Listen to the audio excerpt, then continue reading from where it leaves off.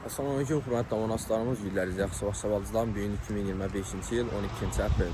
Dostlar, sizlərə bir qızıqarlı Captiva avtomobili gəldi. 2013 ildə işləb çıxarılan maşinimiz 162.000 probeg. Kraskələrini ustalarca göstərib, teşhirtirib xəritqla orası.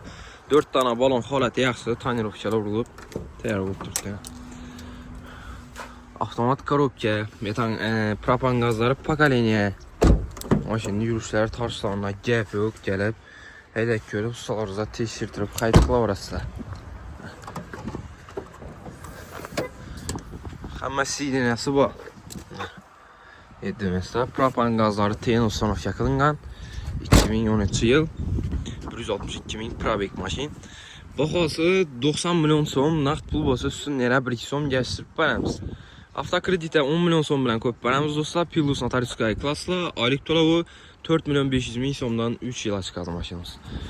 Maşinimiz Koşu bir avtomarketdə satıb qoyuldu. Gəlib xərit qıla orası. Azan qısa odalarımızdan başlamalıyıq dostlar.